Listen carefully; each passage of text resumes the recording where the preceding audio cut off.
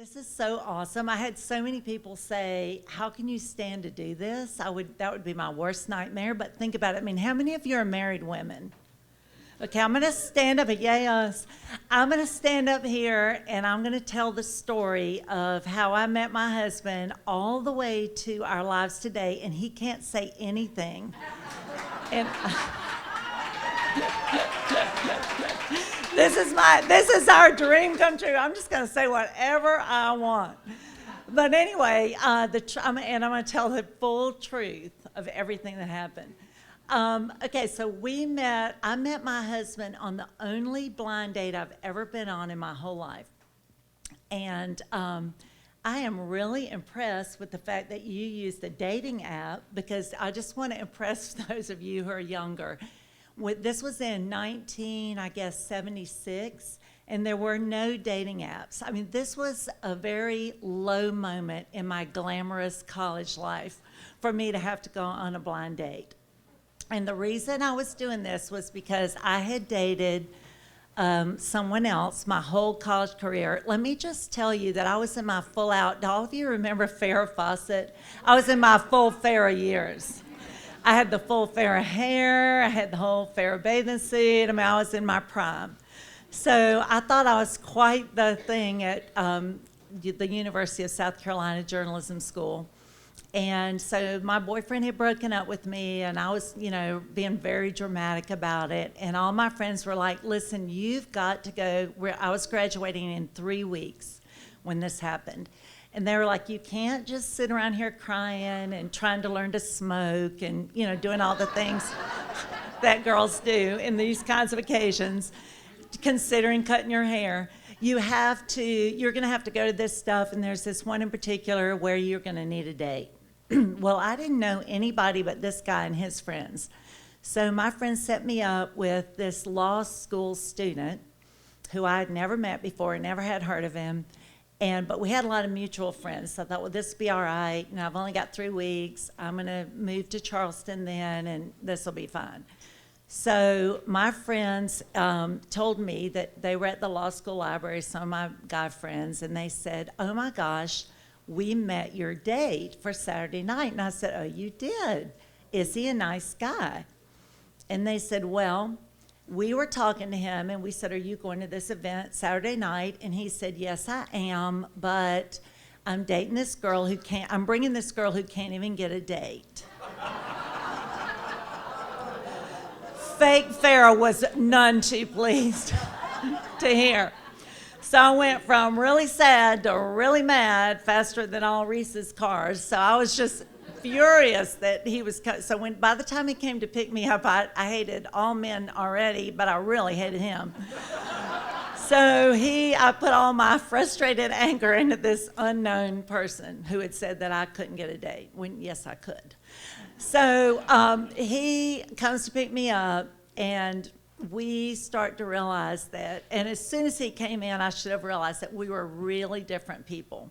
So I'm just going to kind of describe to you. He had on probably, I'm just going to guess, I don't remember exactly, but either a white or a blue button-down shirt, khaki pants, and some kind of like loafers. Same thing he has on right now. Or a version of it.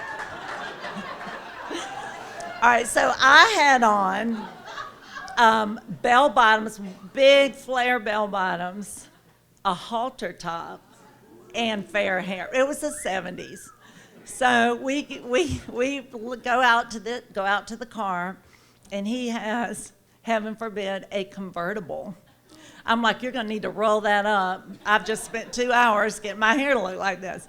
So we go off to this event, and, we actually have a good time, and he calls me and asks me out again, and we have a really good time for like this 3 weeks. But the whole time I'm thinking, I'm moving to Charleston. I am done with this place. I am out of here. So I pack my bags and get ready to move to Charleston, and guess who decides that he also will move to Charleston? So we moved to Charleston, and we just have an awesome, it's hard not to have a good time. When you're when you are in your young 20s and you're in Charleston for the summer, it's hard not to have a good time. So we had an awesome time. We just had a great time. He still had more law school. I had graduated. So at the end of the summer, he went back to Columbia. And then we decided within that 6-month period of time that we were going to get married.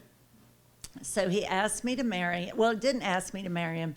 He told me that he had gone to his mom and asked her for this ring that his grandmother had left her. And he brought it back to his apartment in Columbia and showed it to me to see if I liked it. And I tried it on and it fit perfectly and I liked it. And then he put it back in the drawer and didn't give it to me. So I was like, so I kept, getting my nails done all the time and kind of being ready, camera ready, just in case.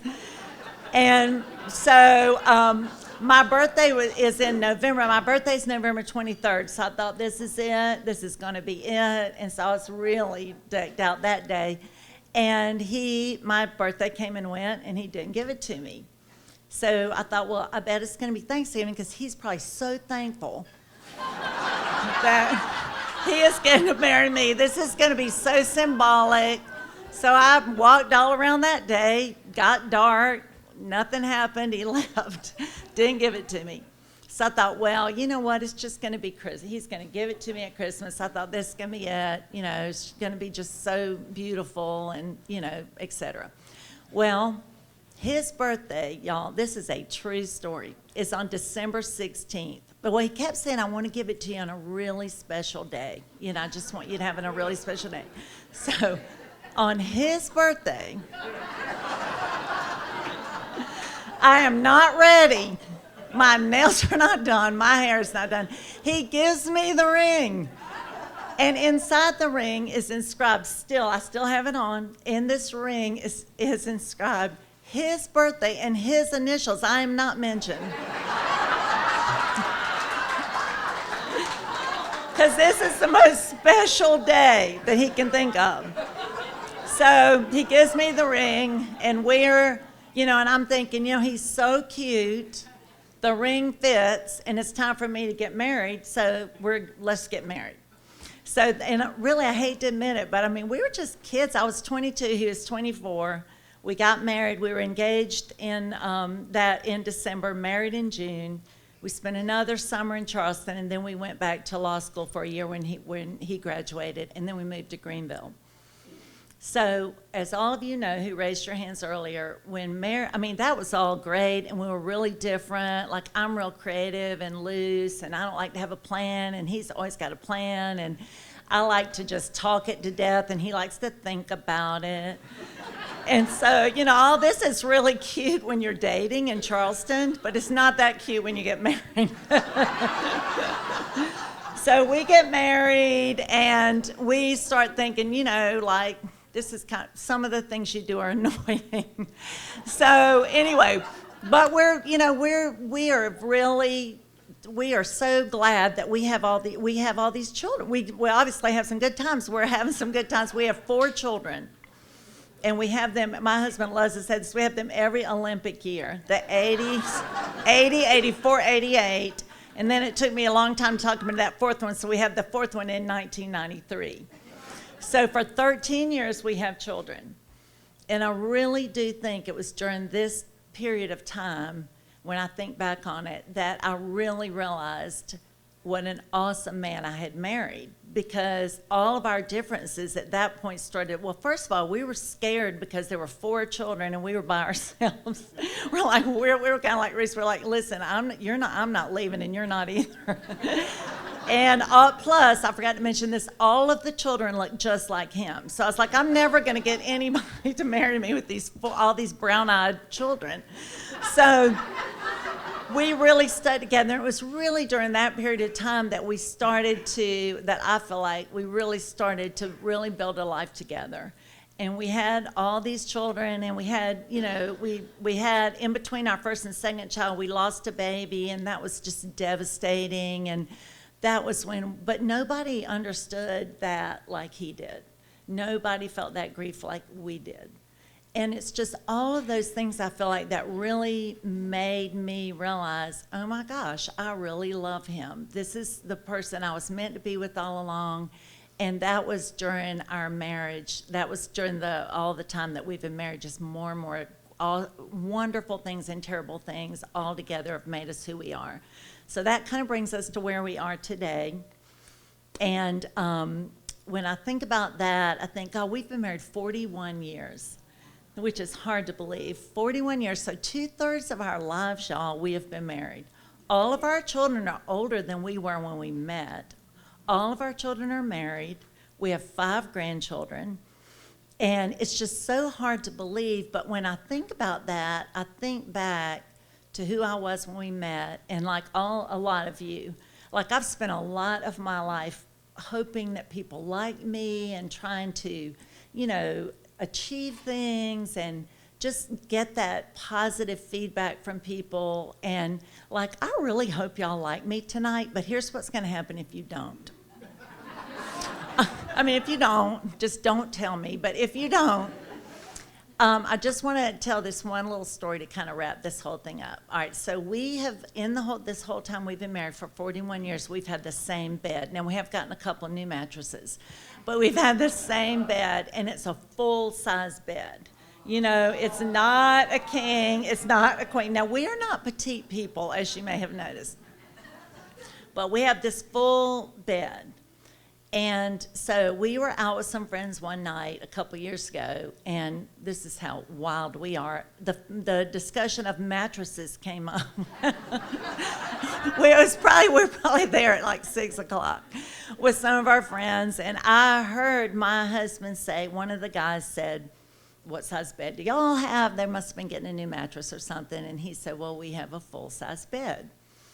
And the guy said, "Well, Rob, why don't y'all, you're pretty big people," which I found offensive.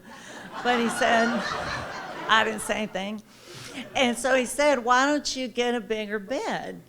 And my husband said, "I like to be able to feel that she's there," which I thought was the sweetest thing he'd ever said. He didn't even say it to me, but he said, "I like to feel that she's there."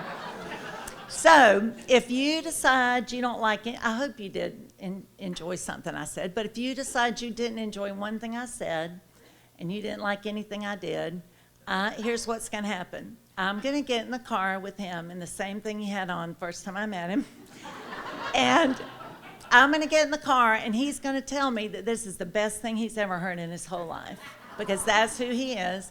And then we're going to get in our full-size bed by 9 o'clock probably, maybe 9:30.